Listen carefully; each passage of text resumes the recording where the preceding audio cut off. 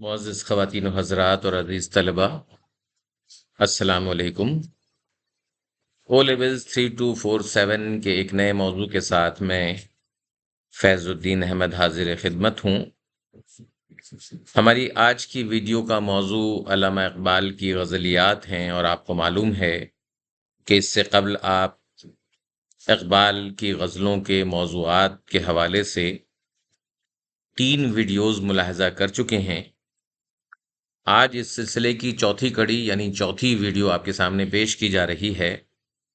ابتدائی 2 ویڈیوز میں ہم نے نصاب میں شامل غزلوں کے موضوعات، عشق حقیقی کے تصور اور خودی کے فلسفے کو پیش کرتے ہوئے اقبال کے کلام کی نمایاں خوبیوں کو بڑی وضاحت کے ساتھ ان ویڈیوز میں پیش کیا۔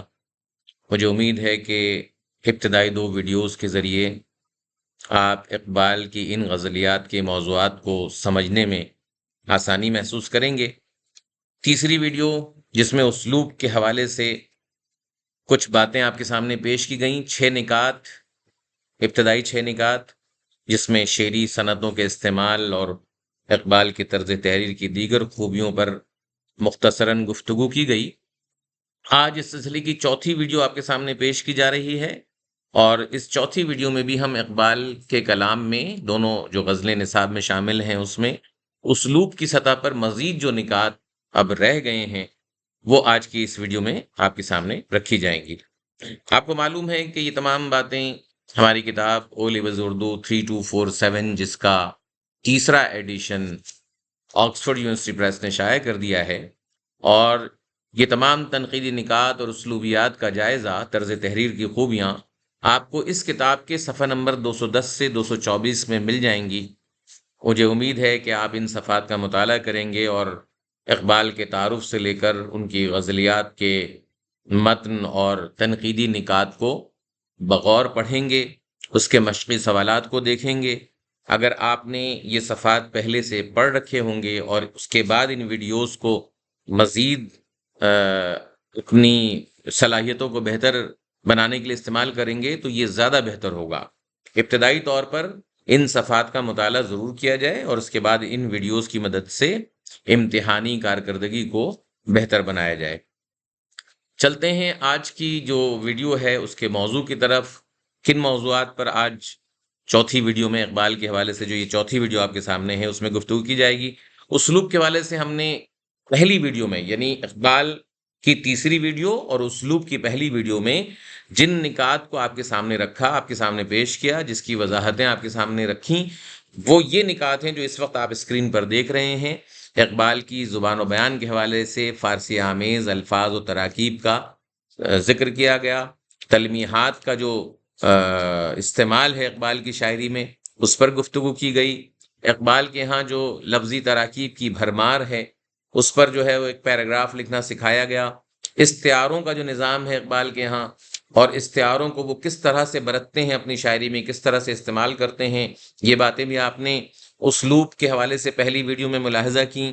تشبیہات کے استعمال پر بھی گفتگو ہوئی۔ اس کے بعد صنعت تضاد پر اس ویڈیو کا خاتمہ ہوا، یعنی جو اقبال کے موضوع پر تیسری ویڈیو ہے جو اس اسلوب کی پہلی ویڈیو ہے اس میں ان 6 نکات کو آپ نے غور سے دیکھا اور اس کا مشاہدہ کیا، اس کا مطالعہ کیا، اور آپ نے سیکھا کہ کس طریقے سے ان باتوں کو ایک ایک پیراگراف کی شکل میں تحریر کر کے آپ جو ہے وہ ریفرنس استعمال کرتے ہیں۔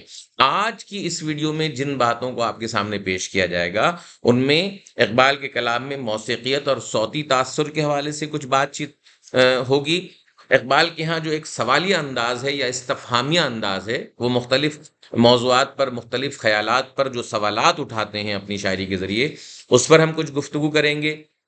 اقبال کے کلام میں جو خود کلامی کا انداز ہے، جیسے ایسا لگتا ہے کہ وہ اپنے آپ سے باتیں کر رہے ہیں، اپنے آپ کو مخاطب کر رہے ہیں بہت سی جگہوں پر، اس پہلو پر بھی مختصراً بات چیت ہوگی۔ اس کے بعد خدا سے جو ہم کلام ہونے کا انداز ہے ان کا، خدا سے بات چیت کا جو انداز ہے اس پر بھی کچھ گفتگو ہوگی، یعنی طرز تحریر کی یہ خوبیاں کیوں اقبال کو منفرد بناتی ہیں۔ یہ 4 باتیں بھی اگر بچے سمجھ لیں تو میرا خیال ہے بہت کافی ہوگا، لیکن آخری میں یعنی جب اس گفتگو کا ہم خاتمہ کریں گے تو مکالماتی جو انداز ہے جس میں بڑی بے تکلفی ہے اقبال کے یہاں، خاص طور پر جب وہ مکالماتی انداز اپناتے ہیں اور اس میں جو ایک بے تکلفی برتتے ہیں، یہاں تک کہ خدا سے ہم کلام ہوتے ہوئے بھی جو بے تکلفی ان کے یہاں نظر آتی ہے، کچھ اس پر گفتگو کر کے اس ویڈیو کا اختتام کریں گے اور اس طرح سے اقبال کے موضوع کا انشاءاللہ بالکل اچھی طرح سے خاتمہ ہوگا اور آپ سمجھ جائیں گے کہ اقبال کو اس کے اسلوب کو کس طرح سے دیکھنا چاہیے۔ تو چلتے ہیں آج کی پہلے نقطے کی طرف، پہلے پوائنٹ کی طرف۔ آپ کو معلوم ہے کہ پہلا پوائنٹ کیا ہے؟ موسیقیت اور صوتی تاثر۔ موسیقیت اور صوتی تاثر سے کیا مراد ہے؟ ظاہر سی بات ہے صوت کہتے ہیں آوازوں کو۔ اقبال کے ہاں جو لفظیات ہیں، جو زبان و بیان میں الفاظ کا استعمال ہے، اس میں ایک خاص طرح کی موسیقیت ہے۔ ایسا لگتا ہے کہ کچھ موسیقی کے تار ہیں جو اقبال چھیڑتے ہیں اور اپنی غزلوں میں وزن اور بحر کے ذریعے سے اس صوتی تاثر کو اس طرح سے ابھارتے ہیں کہ ان کی غزلوں میں خاص قسم کا آہنگ پیدا ہو جاتا ہے، ایسا آہنگ جو پڑھنے والوں کو اور سننے والوں کو موسیقی کے قریب لے جاتا ہے۔ حالانکہ اقبال کے پیش نظر ایسی کوئی بات نہیں تھی، مگر زبان و بیان پر مہارت اور ردیف قافیے کا مناسب استعمال، خوبصورت استعمال، اور اسی طریقے سے فارسی آمیز جو تراکیب ہیں ان کو اس طریقے سے برتنا ہے کہ جس سے زبان و بیان میں ایک آہنگ پیدا ہو جائے۔ یہ خوبی اقبال کی غزلیات میں ہمیں واضح طور پر دکھائی دے گی۔ ردیف قافیے کو جس طریقے سے اقبال نے خوبصورتی سے برتا ہے، یہ ان کے کلام کو ایک منفرد اور نمایاں مقام ادا کرتی ہے۔ اور بعض اوقات اقبال جو ہے وہ تکرار کے ذریعے سے، حالانکہ تکرار کو شعر کی خامی بھی مانا جاتا ہے، لیکن تکرار کے ذریعے سے کچھ ایسا صوتی تاثر پیدا کرتے ہیں کہ وہ صوتی تاثر جو ہے غزل کو موسیقی سے قریب کر دیتا ہے۔ تو یہ وہ باتیں ہیں جو ابتدائی طور پر بچوں کے سامنے رکھی جائیں، بتایا جائے کہ غزلوں میں ردھم کا پیدا ہونا، آہنگ کا پیدا ہونا، میوزیکل جو ایک تاثر ہے، موسیقی کا تاثر، اس کا پیدا ہو جانا، یہ تمام باتیں اس پیراگراف میں آپ تحریر کر سکتے ہیں۔ اب ان باتوں کو لکھیں گے کیسے؟ آئیے اس اسکرین پر دیکھتے ہیں، ملاحظہ کرتے ہیں۔ میں پڑھ رہا ہوں، آپ غور سے دیکھیے کہ یہ تمام باتیں اقبال کے یہاں ان کی شاعری میں موجود ہیں کہ نہیں۔ علامہ اقبال کی شاعری میں ایک خاص قسم کا آہنگ ہے جس سے وہ شاعری میں موسیقیت پیدا کرنے میں مدد لیتے ہیں۔ شاعری میں جو کشش اور نغمگی اقبال کے یہاں موجود ہے وہ کم ہی اردو شعراء کے یہاں ملتی ہے۔ کہیں کہیں ان کی شاعری میں لفظیات کی یہ سطح پرشکوہ اور گرجدار انداز لیے نظر آتی ہے، اور کہیں یہ لفظیات اپنی دل نشینی اور روانی کے لحاظ سے ایک ایسے رواں چشمے کی صورت نظر آتی ہے جس سے نغمے پھوٹ رہے ہوں۔ نصاب میں شامل دونوں غزلوں میں ردیف اور قافیوں سے موسیقیت اور نغمگی پیدا کرنے کی عمدہ کوشش کی گئی ہے، اور بڑی خوبی سے ردیف قافیوں کا استعمال کیا گیا ہے۔ درج ذیل شعر میں لفظ اما اور ملی کے تکرار سے جو صوتی تاثر قائم کرنے کی کامیاب کوشش کی گئی ہے، اس نے غزل کو نہ صرف آہنگ سے بھرپور کر دیا ہے بلکہ اس کی موسیقیت میں بھی اضافہ کیا ہے۔ شعر ملاحظہ کیجئے، نہ کہیں جہاں میں اما ملی، جو اما ملی تو کہاں ملی۔ اب یہاں پہ دیکھیے، ملی اور اما کی تکرار بھی ہے، اور ایسا لگتا ہے کہ ایک بات کو دوسری بات سے جوڑ کر کے اقبال کچھ ردھم، کچھ صوتی تاثر، کچھ آہنگ پیدا کرنے کی کوشش کر رہے ہیں۔ نہ کہیں جہاں میں اما ملی، جو اما ملی تو کہاں ملی۔ اب یہاں پہ اس ایک مصرے میں ملی 3 مرتبہ استعمال ہوا ہے، اور اسی طریقے سے اما جو ہے وہ 2 مرتبہ استعمال ہوا ہے۔ آپ دیکھیں کہ 5 الفاظ تو خالی اما اور ملی کے ہیں، لیکن یہ استعمال ایسا مناسب ہے، تناسب کے ساتھ کیا گیا ہے، توازن کے ساتھ کیا گیا ہے کہ یہ تکرار جو ہے یہ خامی کے بجائے مصرے یا شعر کی خوبی بن جاتی ہے۔ پھر ملاحظہ کیجئے اس شعر کو، نہ کہیں جہاں میں اما ملی، جو اما ملی تو کہاں ملی، میرے جرم خانہ خراب کو تیرے عفو بندہ نواز میں۔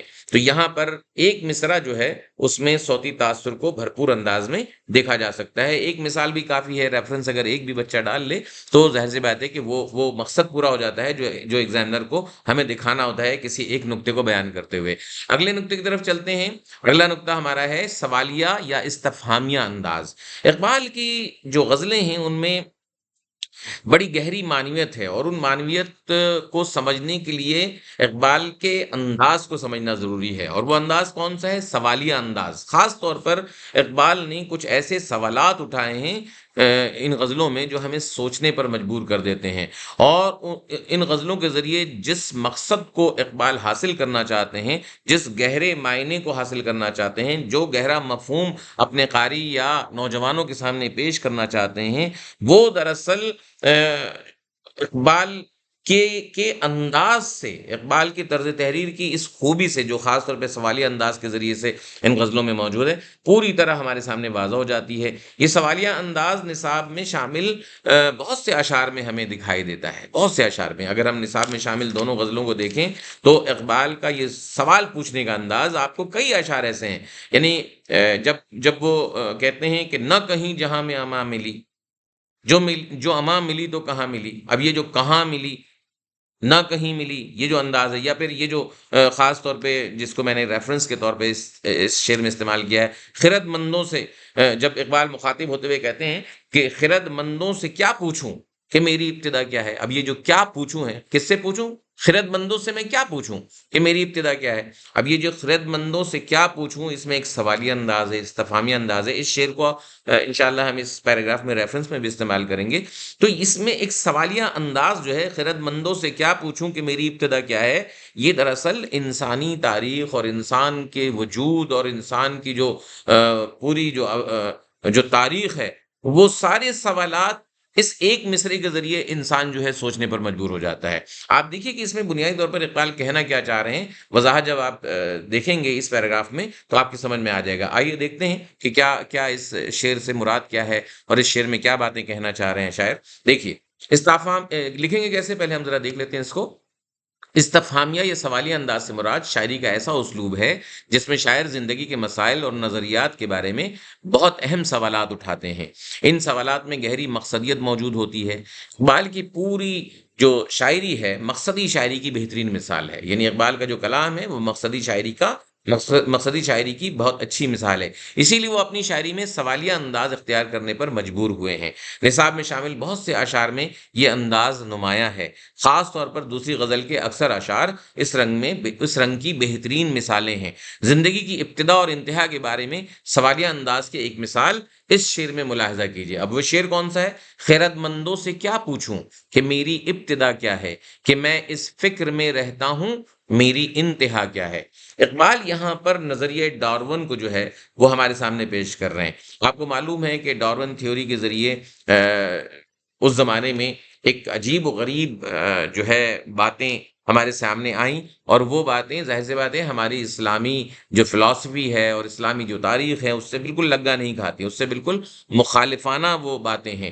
لہٰذا اقبال نے خرد مندوں کو طنزیہ انداز میں مخاطب کیا ہے، یہاں پر سوال پوچھا ہے اس سے کہ بھائی تمہاری ان باتوں سے مجھے کیا غرض کہ میری ابتدا کیا تھی؟ مجھے تو معلوم ہے کہ میری ابتدا کیا ہے، مجھے معلوم ہے کہ اللہ نے آدم کی صورت میں جو ہے انسانوں کو پیدا کیا، مجھے میرے دین نے سب کچھ بتایا ہے، تو لہٰذا مجھے ان عقل مندوں کی جو نام نہاد عقل مند اپنی رائے پیش کر رہے ہیں انسانوں کی پیدائش اور افزائش کے بارے میں، اس سے مجھے کوئی غرض نہیں ہے۔ ہاں اگر مجھے فکر ہے تو یہ ہے کہ میرا اختتام کس انداز میں ہوگا۔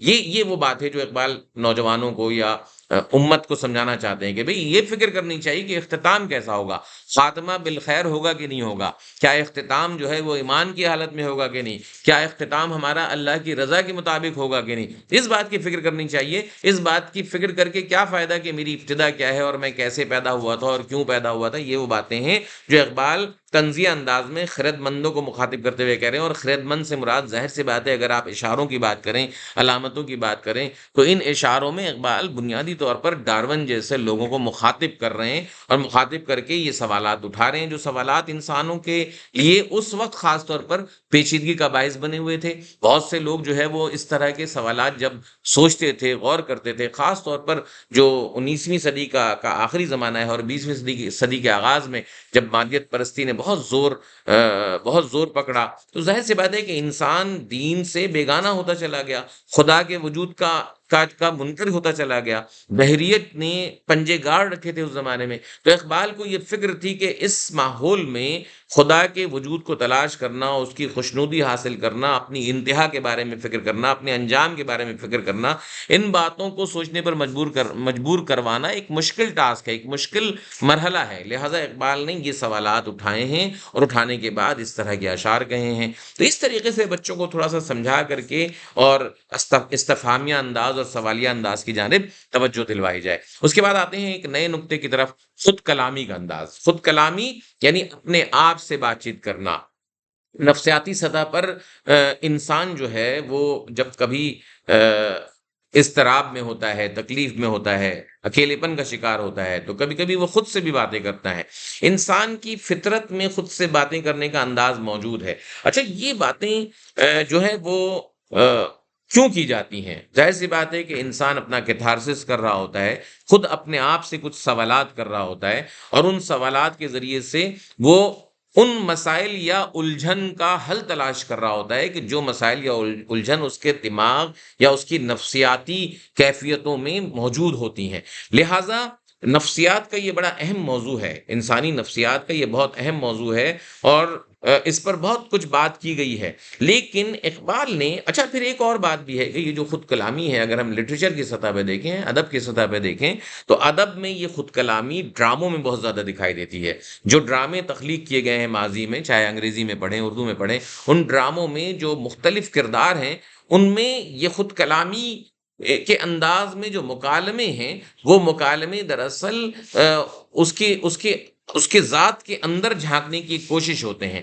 لہٰذا ڈراموں میں یہ انداز بہت نمایاں ہے، بہت اچھے طریقے سے پیش کیا گیا ہے، لیکن شاعری میں یہ انداز کچھ زیادہ رائج نہیں ہے، بہت زیادہ شاعری میں اس کو استعمال نہیں کیا جاتا۔ لیکن اقبال نے اگر ان دو غزلوں کو ہم غور سے دیکھیں تو اقبال نے کہیں کہیں خود کلامی کا یہ انداز اپنانے کی کوشش کی ہے۔ تو اس کے ذریعے سے وہ خود سے باتیں کرتے ہیں، اس کے ذریعے سے وہ خود سے کچھ سوالات اٹھاتے ہیں، اور پھر ان سوالات کا جواب دینے کی بھی کوشش کرتے ہیں۔ آئیے دیکھتے ہیں ان باتوں کو لکھیں گے کیسے۔ اس پیراگراف میں ملاحظہ کیجئے، شاعری میں خود کلامی سے مراد یہ ہے کہ شاعر خود سے باتیں کرتے ہوئے زندگی کے مختلف رازوں سے پردہ اٹھانے کی کوشش کرتا ہے۔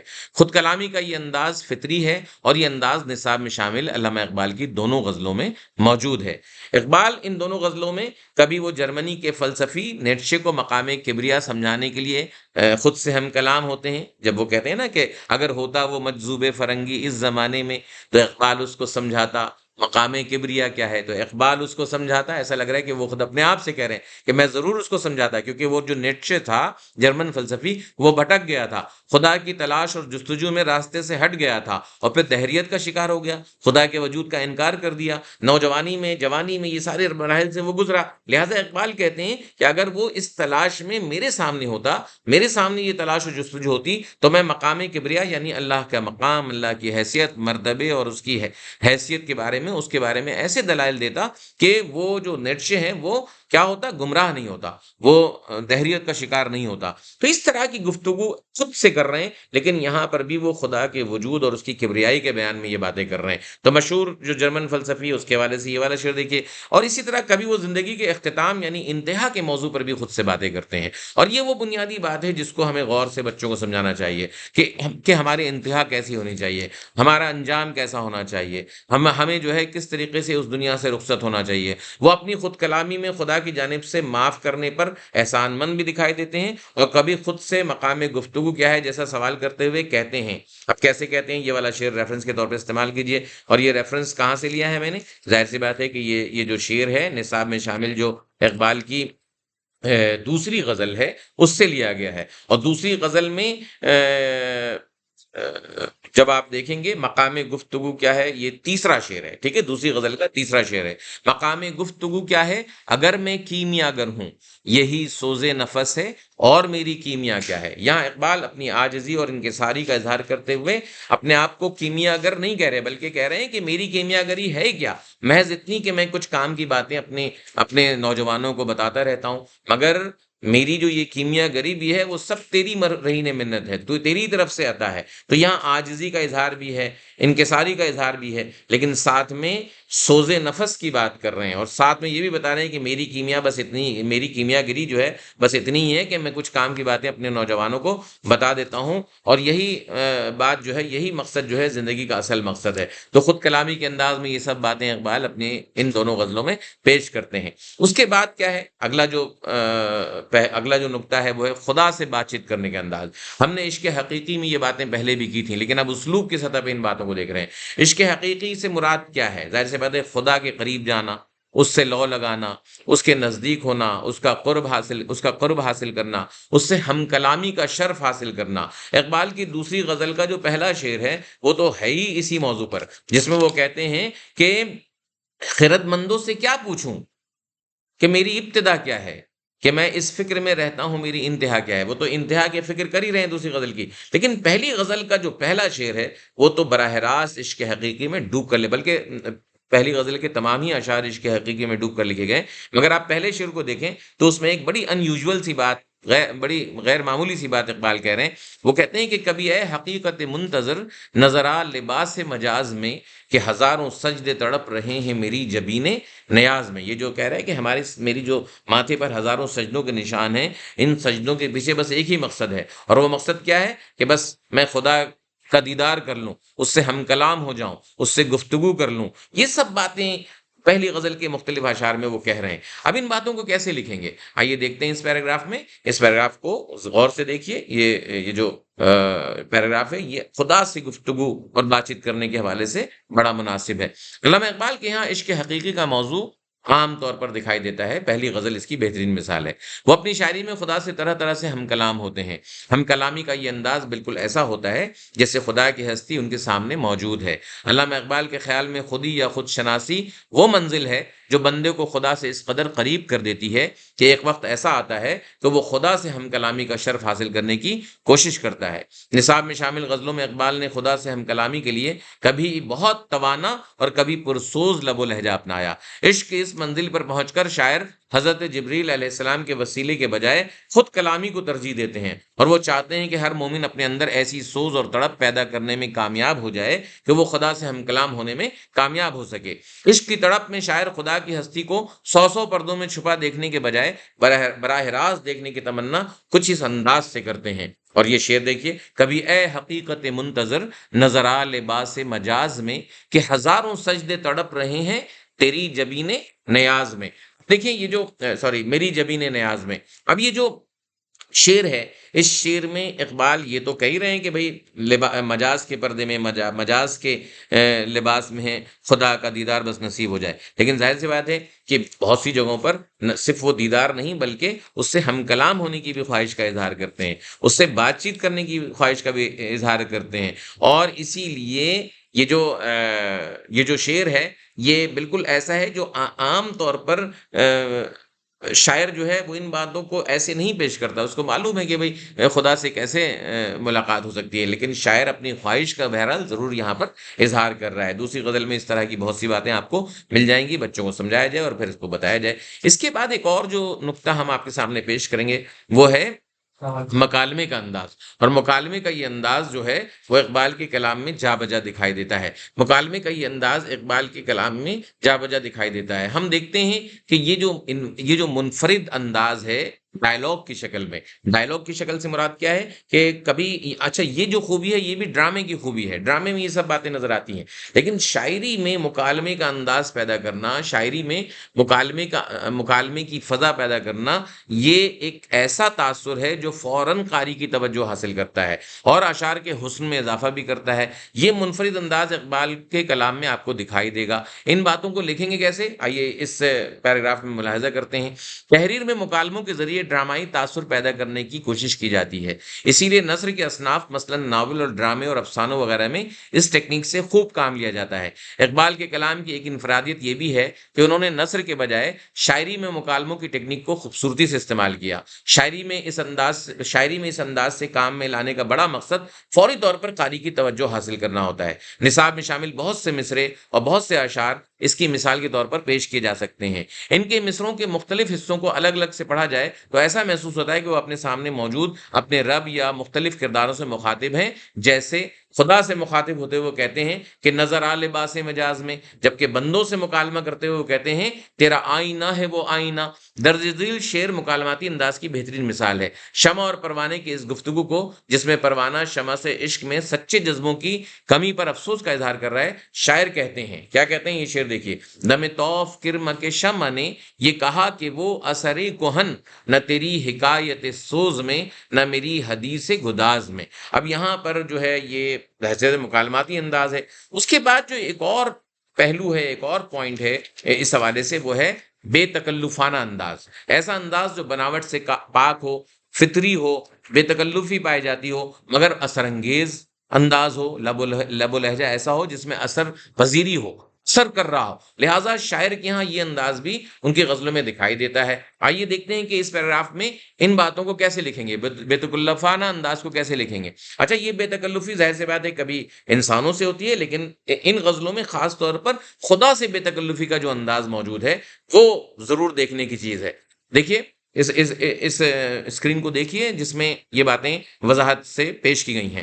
علامہ اقبال کی اسلوب شاعری کی ایک بڑی خوبی یہ ہے کہ وہ اپنے مخاطب سے بناوٹی انداز سے پیش نہیں آتے۔ ان کی شاعری میں اپنے مخاطب سے فطری بے تکلفی پائی جاتی ہے، یہاں تک کہ جب وہ اپنے رب سے بھی مخاطب ہوتے ہیں تو ان کے شعر کے لب و لہجے سے یوں محسوس ہوتا ہے کہ وہ اپنے کسی بے تکلف دوست سے مخاطب ہیں۔ وہ خدا کی ہستی کو کبھی نظرا لباس مجاز میں اور کبھی تیرے عفو بندہ نواز میں جیسے الفاظ سے بے تکلف انداز کو ظاہر کرتے ہیں۔ نصاب میں شامل کچھ اشعار ایسے بھی ہیں جن کی تعبیر و تشریح کرتے ہوئے گمان ہوتا ہے کہ علامہ اقبال ان اشعار میں خدا اور بندے دونوں سے بڑی بے تکلفی سے ہم کلام ہیں۔ ملاحظہ کیجئے، تراباش نائے خروش ہو تو نوا ہے محرم گوش ہو، وہ سرود کیا کہ چھپا ہوا ہو سکوت پردہ ساز میں۔ تو اب یہ جو ہے ایک بے تکلفانہ انداز ہے۔ اب اس طرح کی بہت سی باتیں آپ جو ہیں کر سکتے ہیں۔ اس کے بعد اس شعر کو اگر آپ مزید دیکھنا چاہیں، واضح کرنا چاہیں، تو یہ 4 جملے مزید دیکھیے کہ ایک جانب اس شعر میں یوں محسوس ہوتا ہے کہ وہ خدا سے بے تکلفانہ انداز میں مخاطب ہو کر کہہ رہے ہیں کہ ایسے نغموں کا کیا فائدہ جس کا ساز خاموشی کے پردے میں چھپا ہوا ہو۔ لطف تو یہ ہے کہ تیرے نغموں کی آواز سب کے کانوں تک پہنچے۔ اب دیکھیے، خدا کی آواز کو سننے کی بات کر رہے ہیں، مکالمہ کرنے کی بات کر رہے ہیں، وہ جس سے پہلے میں نے آپ کو بات بتائی تھی۔ یہ ساری باتیں آپ کو اس میں نظر آئیں گی۔ لہٰذا اے میرے رب، تو اپنی آواز کو ہمارے کانوں تک پہنچا۔ وہ جو شعر میں کہا گیا ہے نا کہ تراباش نائے خروش ہو تو نوا ہے محرم گوش ہو، وہ سرود کیا کہ چھپا ہوا ہو سکوت پردہ ساز میں۔ کہہ رہا ہے اگر یہ باتیں چھپی بھی رہ گئیں تو فائدہ کیا، میرے کانوں تک اپنی آواز پہنچا۔ دوسری جانب اس شعر میں ایک تشریح یہ بھی ممکن ہے کہ شاعر ایسے افراد سے مخاطب ہیں جو عشق حقیقی کے جذبے سے سرشار ہو کر اپنے رب سے قریب ہو چکے ہیں۔ شاعر اس بات کے خواہش مند ہیں کہ ایسے جذبات کو چھپانے کے بجائے ان کا کھل کر اظہار کرنا چاہیے۔ تو یہ وہ باتیں ہیں جو آج جب آپ کے سامنے پیش کی گئی ہیں تو اس کو اچھی طرح سے سمجھنے کی ضرورت ہے۔ مشکل کلام ہے، مشکل زبان ہے، مشکل شاعری ہے، فارسی آمیز ہے، عام اردو نہیں ہے، آسان اردو نہیں ہے، لیکن اس کے باوجود یہ تمام باتیں جب ہم اس کو سمجھنے کی کوشش کرتے ہیں تو اس کے تاریخی حوالے، اس کے سماجی حوالے آپ کو ان اشعار کو سمجھنے میں مدد دیتے ہیں۔ اب آخری 4 جملوں کے بعد اس بات کو ختم کریں گے، ہم اختتام پہ جائیں گے، اور وہ 4 جملے کیا ہیں، کس طریقے سے اقبال کے اس جائزے کو ختم کرنا چاہیے۔ اس پیراگراف میں ملاحظہ کیجئے کہ غرض کے نصاب میں شامل علامہ اقبال کی غزلیں اپنے موضوعات اور اسلوب دونوں حوالوں سے اہمیت رکھتی ہیں۔ ان دونوں غزلوں میں جو سوز و گداز اور فکر کی گہرائی ہے اس نے منفرد اور اثر انگیز بنا دیا ہے ان غزلوں کو۔ علامہ اقبال نے اپنے منفرد اسلوب کے ذریعے زندگی کے بہت سے پہلوؤں کو اس قدر دلکش انداز سے بیان کیا ہے کہ قاری بہت دیر تک ان غزلوں کے حسن میں کھویا رہتا ہے۔ ان دونوں غزلوں میں فکر و خیالات کی ندرت کے ساتھ ساتھ اسلوب کا نیاپن بھی ملتا ہے۔ بقول ڈاکٹر سید عبداللہ، اردو شاعری میں فکر کی روایت کی ابتدا غالب اور اس کا عروج علامہ اقبال ہے۔ اس طریقے سے ایک کوٹیشن جو ریڈ کلر سے یہاں لکھا ہوا ہے اس پہ ختم کرنا چاہیے۔ امید ہے کہ یہ باتیں آپ کی سمجھ میں آئیں گی۔ ان باتوں کو آپ امتحان میں ضرور اچھی طریقے سے استعمال کریں گے۔ ایسے بچے جو بالکل نہیں جا پا رہے ہیں ان تک یہ ویڈیوز پہنچائیے اور دیکھیے کہ یہ ویڈیوز آپ کو امتحان میں کس طرح سے مدد دے سکتی ہیں۔ انشاءاللہ ملیں گے کچھ نئے موضوع کے ساتھ۔ اجازت چاہتا ہوں، خدا حافظ۔